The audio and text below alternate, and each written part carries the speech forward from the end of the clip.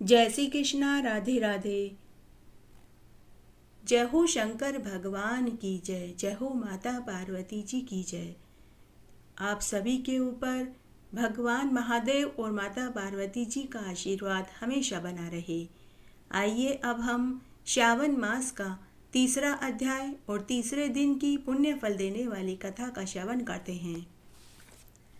इस अध्याय में नक्त व्रत किसे कहते हैं, नक्त व्रत कैसे किया जाता है, सावन मास में नक्त व्रत करने का क्या विधान है, लक्ष्य पूजा का क्या फल मिलता है, सावन मास में भूमि पर शयन करने का नियम लेने पर क्या क्या कार्य करने चाहिए और सावन मास में मौन व्रत धारण करने का क्या श्रेष्ठ फल मिलता है, क्या सद्गति मिलती है।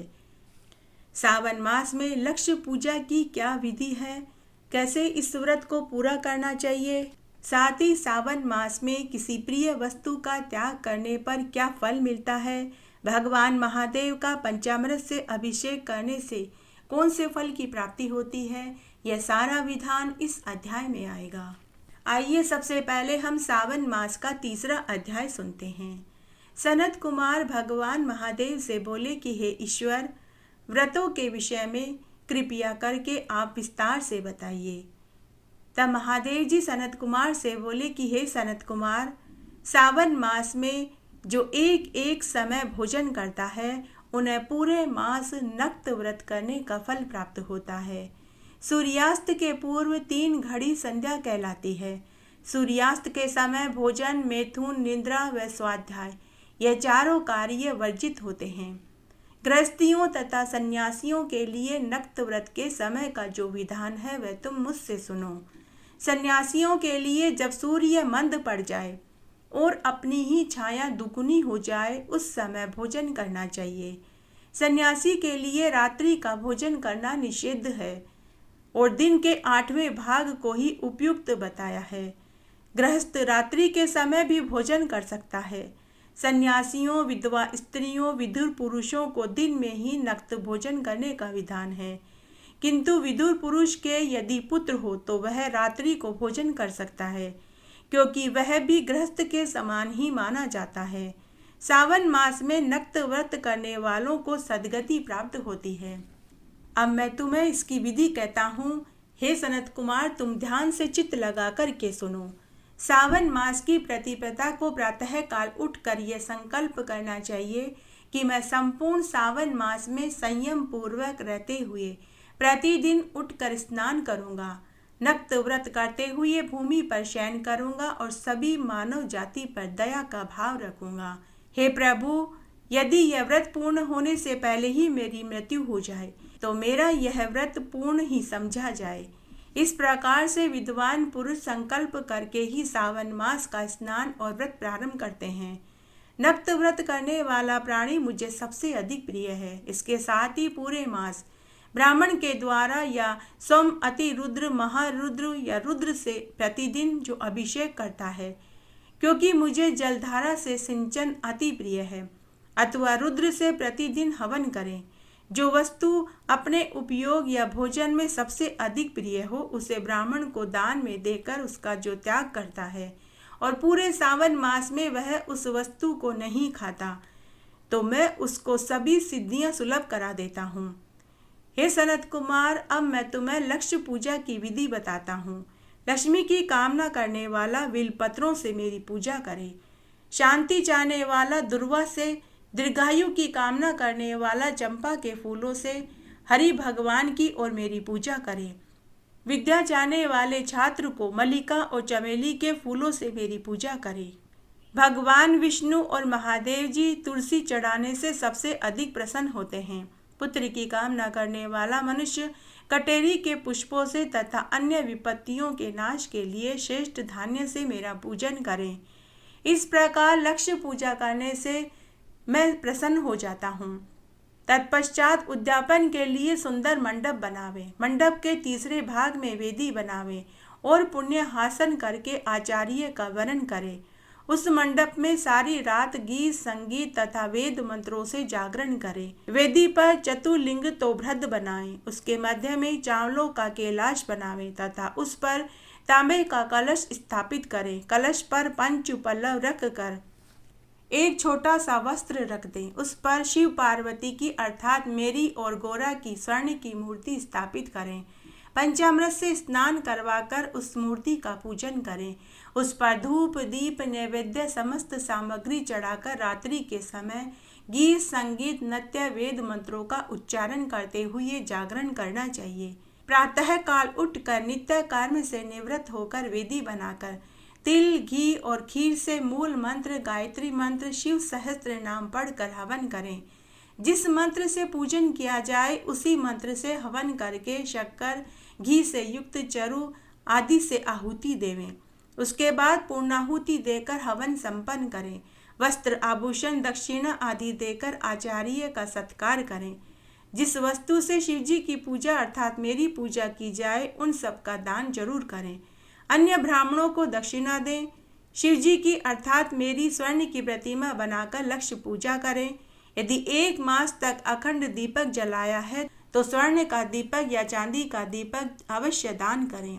देवताओं से क्षमा प्रार्थना करके 101 ब्राह्मणों को भोजन करावें। यदि 101 ब्राह्मणों को भोजन कराना संभव नहीं है तो अपनी सामर्थ्य अनुसार एक जोड़ा जोड़ी ब्राह्मण को भोजन जरूर करावें। ये सभी कार्य सावन मास में ही किए जाते हैं और तभी इसका अनंत फल प्राप्त होता है। इस मास में किसी प्रिय वस्तु का त्याग करने का जो फल है अब वह तुम मुझसे सुनो। जो मनुष्य इस मास में अपनी प्रिय वस्तु का त्याग करता है वह इस लोक और परलोक में लाख गुना अधिक फल प्राप्त करता है। फल की कामना करके त्याग करने पर वही फल प्राप्त होता है तथा निष्काम भाव से त्याग करने पर उत्तम गति की प्राप्ति होती है। जो रुद्री पाठ के अक्षर की गिनती के हिसाब से उतनी ही संख्या से रुद्राभिषेक करते हैं तो प्रत्येक अक्षर के प्रभाव से करोड़ों वर्ष तक रुद्रलोक में पूजित होकर निवास करते हैं। पंचामृत के अभिषेक से मोक्ष की प्राप्ति होती है। सावन मास में भूमि पर शयन करने का जो फल होता है वह अब तुम मुझसे सुनो।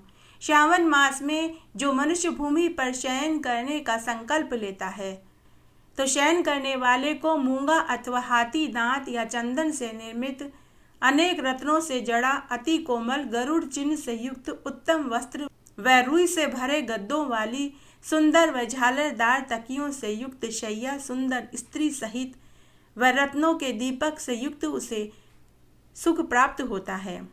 इस मास में ब्रह्मचार्य से संयम से रहने पर बल व वीर्य की पुष्टि होती है। इस मास में इस लोक में शुभ कर्म करने के उपरांत उस मनुष्य को मरने के बाद ब्रह्मपद की प्राप्ति होती है। निष्काम को मुक्ति तथा सकाम पुरुष को देवांगनाएं प्राप्त होती है। जो मनुष्य सावन मास में मौन व्रत धारण करने का व्रत लेता है भले ही उसने नियम पूर्वक कितने ही समय मौन व्रत किए हों, मौन व्रत समाप्त होने के बाद घंटा मंदिर में दान करने पर बृहस्पति की तरह वह विद्वान व बुद्धिमान होता है। वह वेद वेदांग व्याकरण ज्योतिषशास्त्र आदि का ज्ञाता होता है।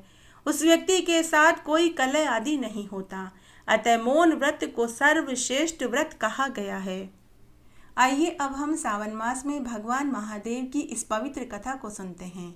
एक दिन देवऋषि नारद मुनि और पितामह ब्रह्मा जी दक्ष की कन्या के दर्शन करने की इच्छा से उनके यहाँ गए।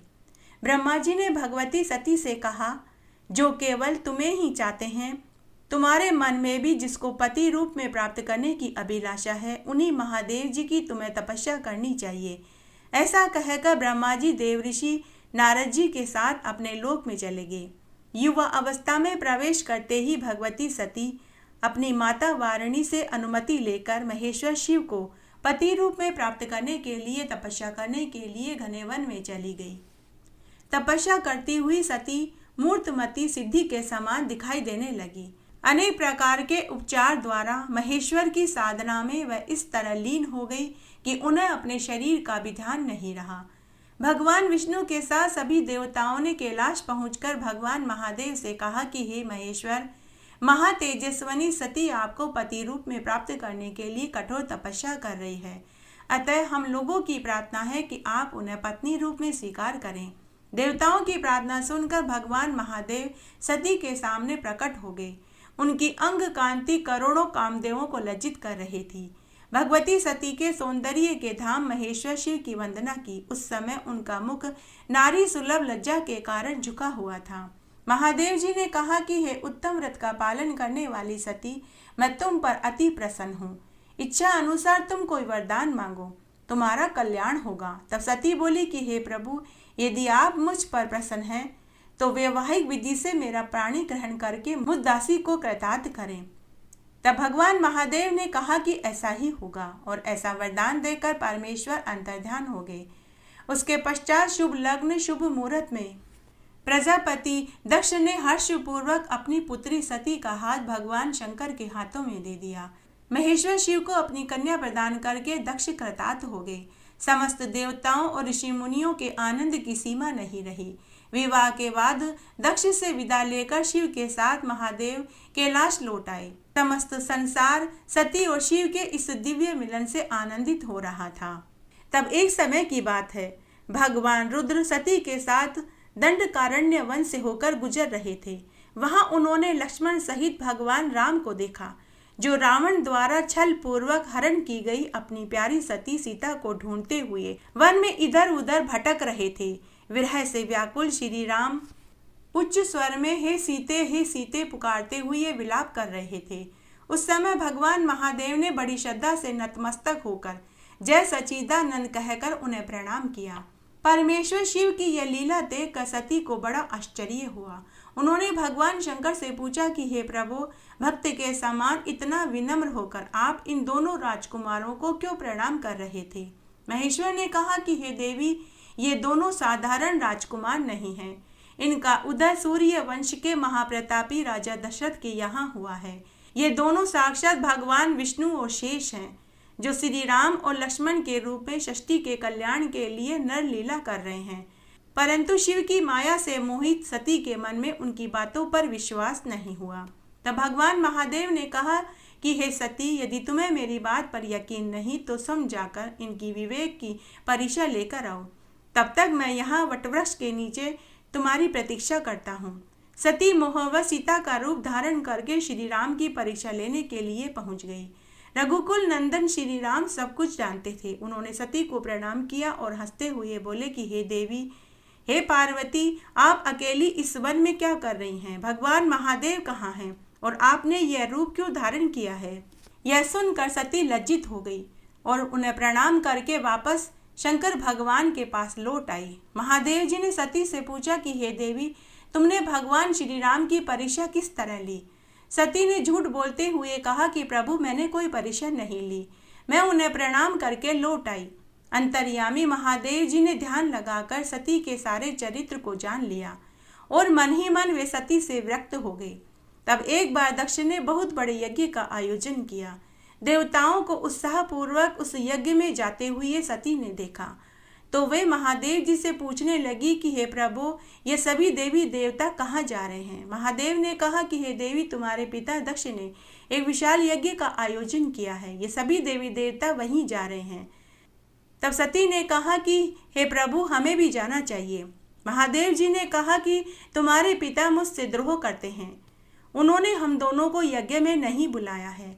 बिना बुलाए नहीं जाना चाहिए, अपमान होता है और अपमान मृत्यु का कारण है, अतः हम दोनों वहां नहीं जाएंगे।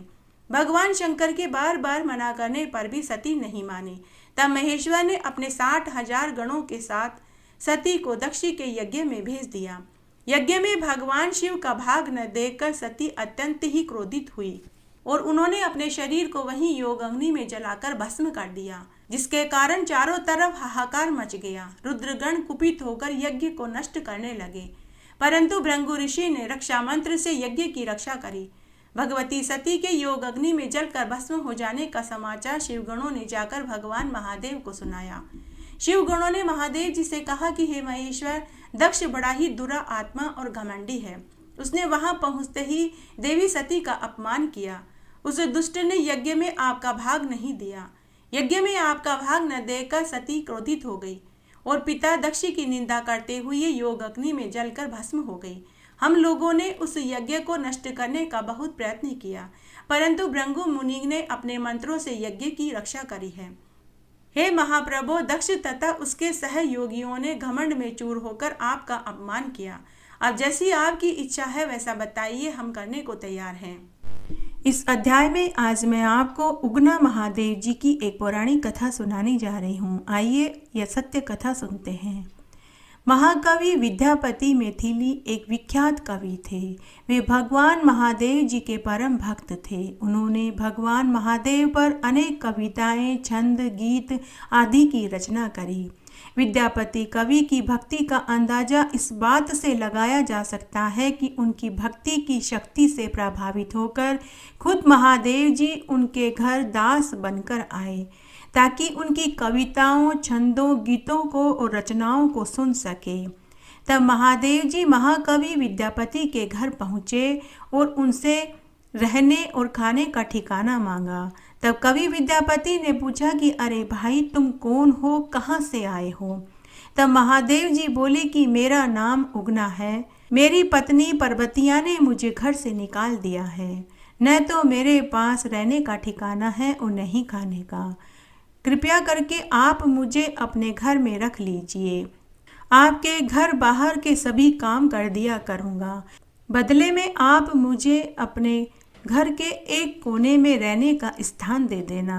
तब विद्यापति को उनके ऊपर दया आ गई।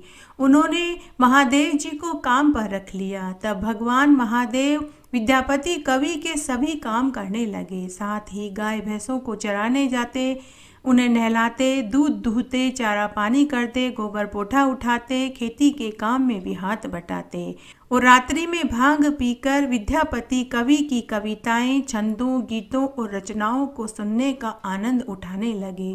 तब एक दिन की बात है, विद्यापति कवि व महादेव जी जंगल में किसी काम से जा रहे थे। बहुत तेज गर्मी पड़ रही थी। विद्यापति कवि को पानी की प्यास सताने लगी। तब विद्यापति कवि ने अपने नौकर उगना से कहा कि अरे भाई, प्यास से गला सूख रहा है, आसपास में देख कर आओ, कहीं जल का स्रोत है क्या?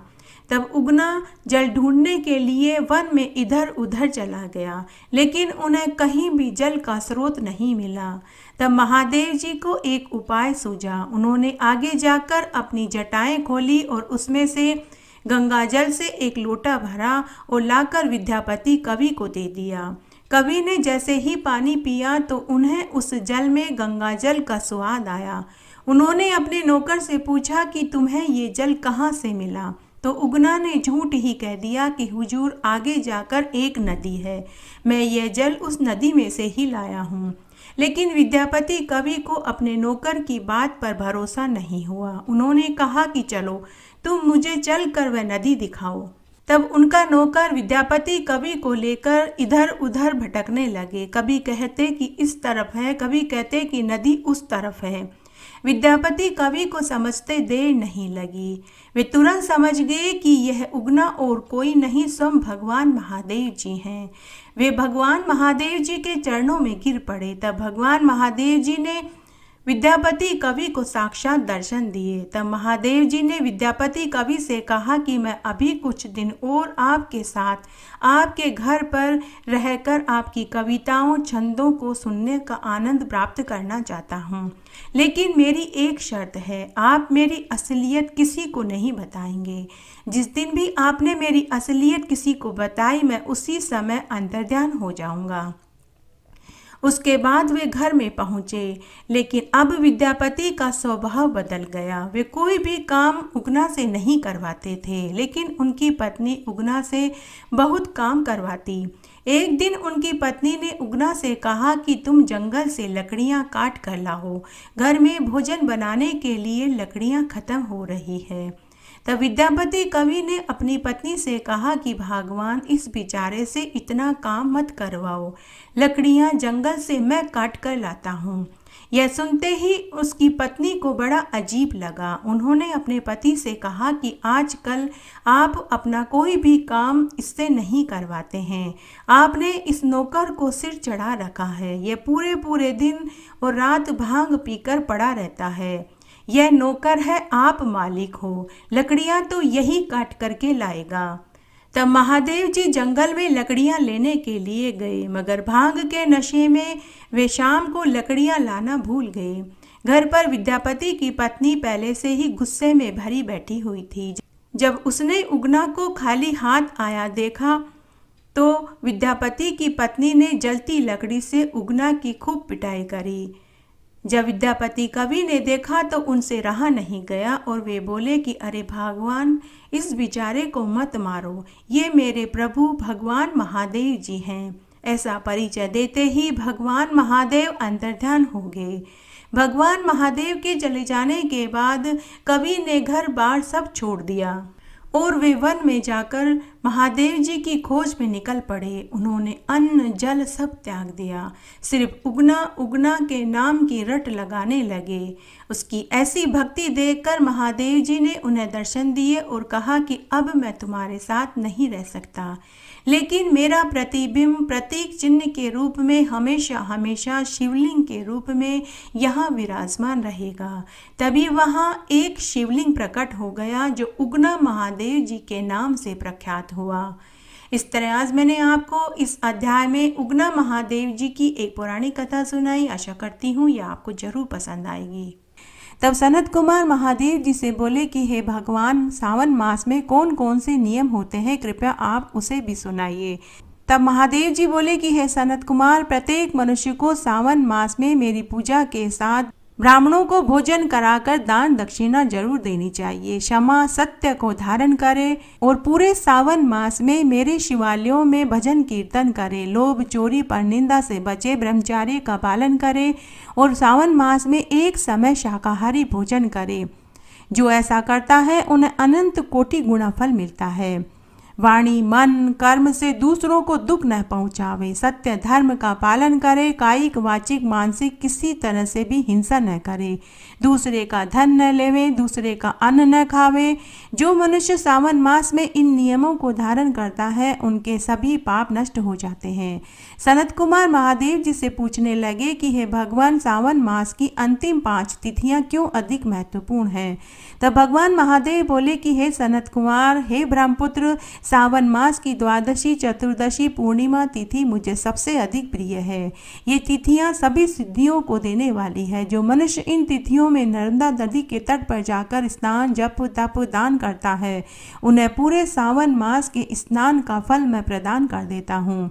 जो मनुष्य सावन मास में द्वादशी चतुर्दशी पूर्णिमा के दिन गरीबों योग्य पंडितों को अन्न वस्त्र रुपया दान करता है और भजन कीर्तन करके रात्रि जागरण करता है उन्हें मैं चंद्रलोक का सुख प्रदान कर देता हूँ। आइए अब हम महादेव जी की आरती सुनते हैं। ओम जय शिव ओंकारा, स्वामी हर शिव ओंकारा, ब्रह्मा विष्णु सदा शिव, बोले भोलेनाथ सदा शिव, अर्धांगी धारा। ओम हर हर हर महादेव, एकानन चतुरानन, पंचानन राजे, शिव पंचानन राजे। हंसासन गरुड़ासन, हंसासन गरुड़ासन, वृषवाहन साजे। ओम हर हर हर महादेव। 2 भुज 4 चतुर्भुज, 10 भुज ते सोहे, शिव 10 भुज ते सोवे। तीनों रूप निरखता, तीनों रूप निरखता, त्रिभुवन जन मोहे। ओम हर हर हर महादेव। अक्षमाला वनमाला, मुंडमाला धारी, शिव मुंडमाला धारी। त्रिपुरारी रे मुरारी, त्रिपुरारी रे मुरारी, कर कमलाधारी। ओम हर हर हर महादेव। श्वेतांबर पीतांबर, बाघांबर अंगे, शिव बाधांबर अंगे। सनकादिक ब्रह्मादिक, सनकादिक ब्रह्मादिक, भूतादिक संगे। ओम हर हर हर महादेव। करके मदक मंडल, चक्र त्रिशूल धरता, शिव चक्र त्रिशूल धरता। सुख करता दुख हरता, सुख करता दुख हरता, जग पालन करता। ओम हर हर हर महादेव। 64 योगिनी गावत, नृत करत भैरू, शिव नृत करत भैरू। बाजत ताल मृदंगा, बाजत ताल मृदंगा अर बाजत डमरू। ओम हर हर हर महादेव। लक्ष्मी वर सावित्री पार्वती संगे शिव पार्वती संगे अर्धांगी गायत्री सिर सोहे गंगे। ओम हर हर हर महादेव।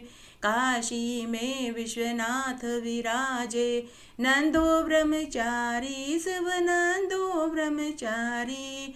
नितुट भोग लगाऊं नितुट दर्शन पाऊं महिमा अति भारी। ओम हर हर हर महादेव। ब्रह्मा विष्णु सदा शिव जानत अविवेका शिव जानत अविवेका। प्रणवाक्षर के मध्य ये तीनों एका। ओम हर हर हर महादेव। त्रिगुण स्वामी जी की आरती जो कोई जन गावे शिव जो कोई जन गावे।